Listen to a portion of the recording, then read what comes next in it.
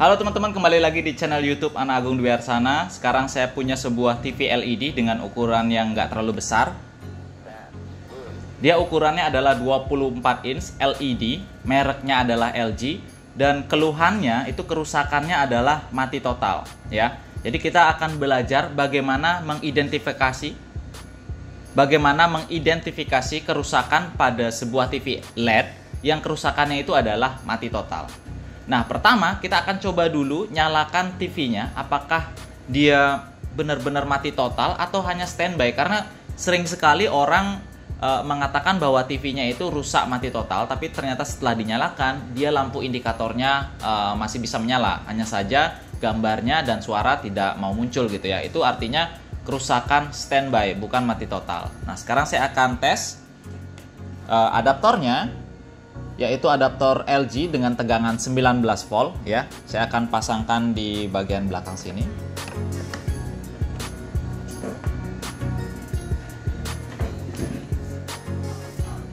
Dan teman-teman bisa lihat tidak adanya lampu indikator yang menyala di TV-nya. Nah, pengecekan pertama sebelum kita membongkar TV ini adalah pengecekan adaptornya. Jadi adaptornya ada tegangan atau enggak, itu kita tes dulu, baru kita bongkar TV-nya. Jangan-jangan mati total penyebabnya itu adalah adaptornya yang tidak mengeluarkan tegangan. Bisa aja seperti itu. Sekarang kita akan tes dulu tegangannya, apakah dia ada tegangan 19 volt. Jadi kita menggunakan avometer dengan switch ring di tegangan DC ya. Lalu kita tes seperti ini. Dan teman-teman bisa lihat dengan mengukur tegangannya, kita bisa melihat tegangannya stabil di 19 volt. Artinya adaptornya cukup stabil, dan yang rusak adalah bukan adaptornya. Jadi kita akan lanjutkan untuk membongkar TV-nya.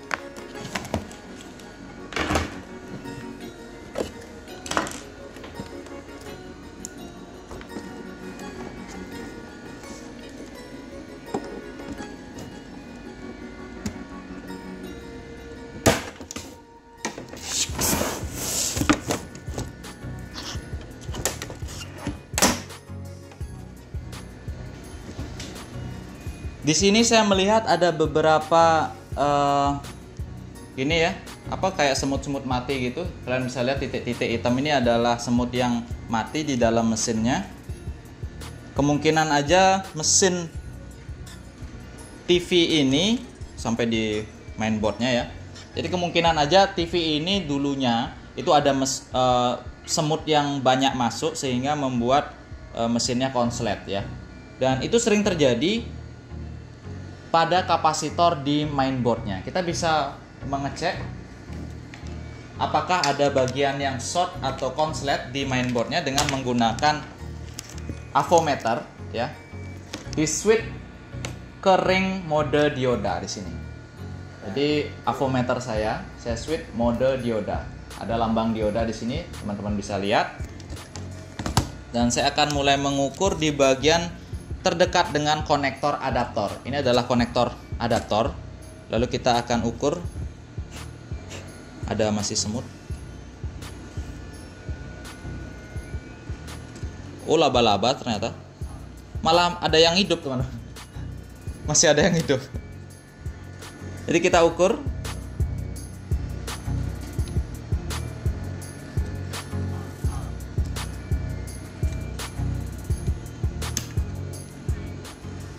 Nah, di sini teman-teman bisa lihat, ini kalau kita ukur, dia nilai diodanya adalah 0 itu koma ya.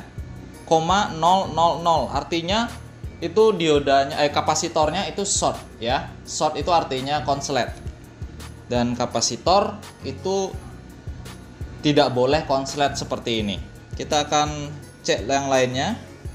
Saya sudah mengetahui bahwa dua kapasitor ini sudah memberikan nilai yang konslet gitu ya. Saya akan coba kapasitor yang lain. Ini juga ya, ini juga 0. Jadi kita mulai dengan pengecekan. Oke, ini juga. Mungkin biar amannya kita copot fleksibel di panel biar kita tahu bahwa panel LCD itu tidak rusak. Saya akan copot dulu dan ukur apakah masih short. Ternyata masih, teman-teman. Oh, ternyata kapasitor yang besar-besar dominan dia short atau rusak. Kalau kalian perhatikan di kapasitor yang short besar-besar ini ya, itu dia terlihat kapasitornya seperti gosong atau kotor di salah satu kakinya gitu ya. Itu sangat terlihat jelas sekali. Dan ini lebih kelihatan lagi ya. Kakinya satunya putih atau kakinya satunya lebih mengkilap, tapi kaki sebelahnya itu agak gosong gitu. Nah, saya akan coba untuk mencopot kapasitor yang dicurigai rusak, yang menampilkan gosong di salah satu kakinya. Jadi teman-teman, biar cepat kerjanya, jadi nggak nunggu solderan panas gitu ya, saya menggunakan solder portable ini. Seperti video sebelumnya, saya menggunakan solder portable ini karena solder ini cepat sekali mencapai titik panasnya ya.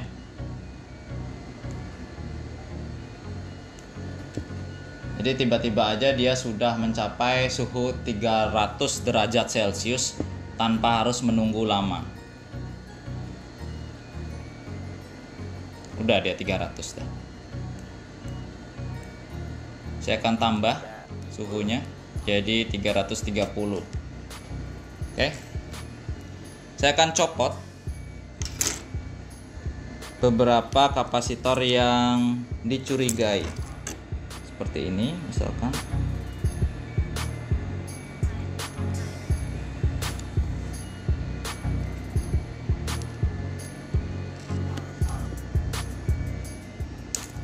Ternyata bukan, berarti ada kapasitor lain yang menyebabkan dia short.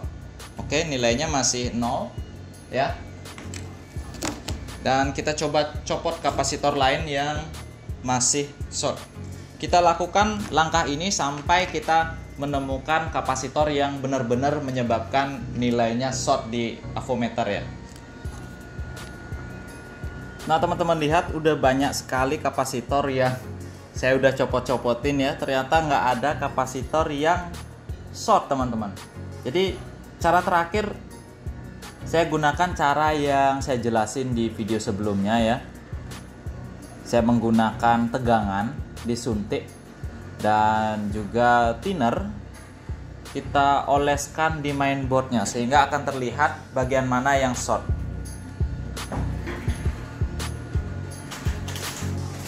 Oke, sebenarnya cara ini bisa aja kita terapin dari awal gitu ya. Cuman saya mau menunjukkan bahwa tadi kita bisa mengetahui dari kapasitornya sudah kelihatan gosong gitu. Ternyata salah tebakan kita gitu. Kita kasihin thinner dulu di bagian yang kita curigai seperti ini. Ya. Udah.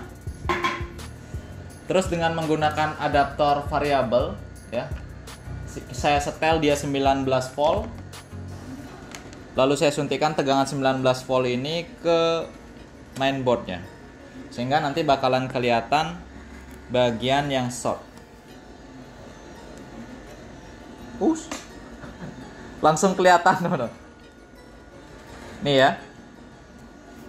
Jadi kenapa saya menggunakan adaptor variabel seperti ini? Itu karena kalau kita pakai adaptor aslinya, itu ada rangkaian protect di adaptornya yang menyebabkan jika terjadi short, tegangannya nggak bakalan keluar dari adaptornya.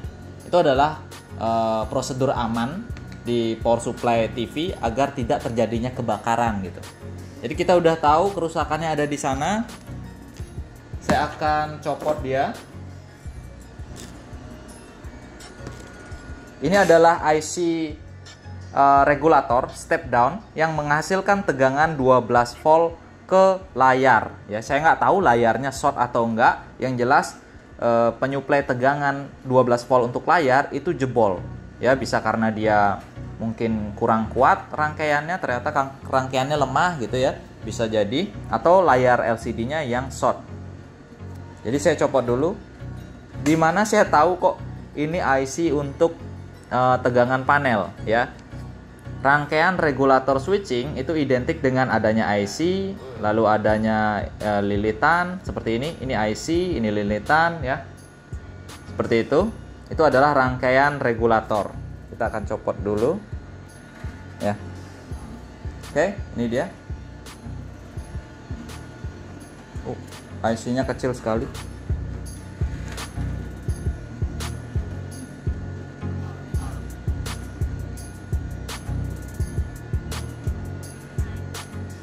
Dan saya harus memastikan dulu bahwa yang saya copot itu sudah tidak membuat short lagi di mainboardnya ya. Jadi misalkan kapasitornya ini tadi kita ukur short, atau ini juga kita ukur short, kita tes lagi dan sudah tidak short ya, tidak menunjukkan angka 0. Berarti benar aja bahwa IC ini yang rusak ya.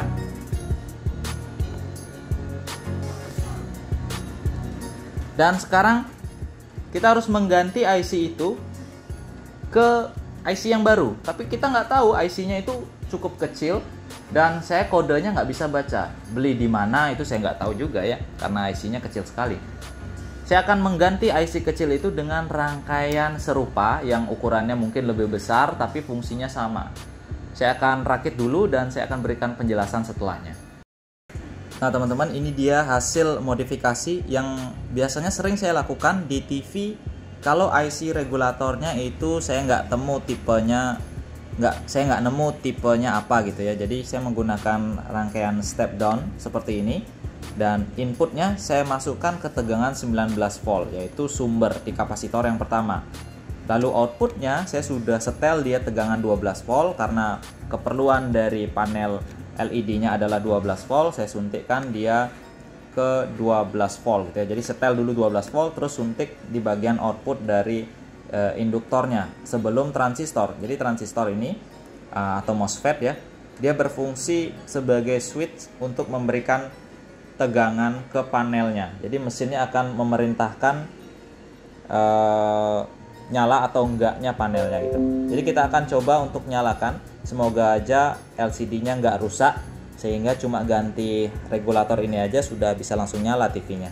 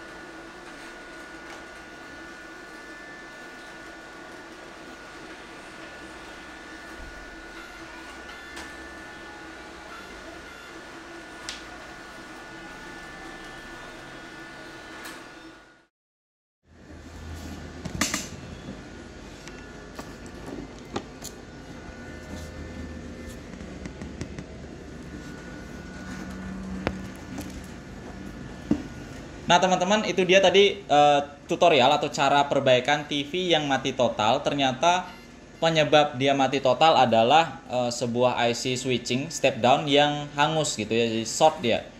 Kalau kita ukur tadi, kita mengira bahwa yang short adalah kapasitor. Ternyata setelah semua kapasitor dilepas, itu masih aja short. Sehingga saya menerapkan sistem suntik tegangan untuk mengetahui bagian mana sih yang akan terbakar seperti video sebelumnya gitu ya.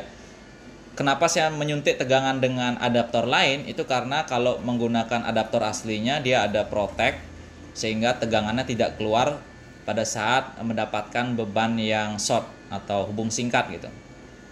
Nah, dengan mengganti IC yang terbakar itu dengan rangkaian regulator switching lain, step down lain, yang disetel tegangannya sama, sekarang TV-nya sudah menyala kembali. Oke, mungkin sekian dulu video hari ini. Dan kalau video ini bermanfaat, silahkan share ke teman kalian yang mungkin punya TV yang sama. Antisipasi kalau TV-nya rusak, kemungkinan aja sama dan bisa kalian perbaiki sendiri. Oke, sampai jumpa.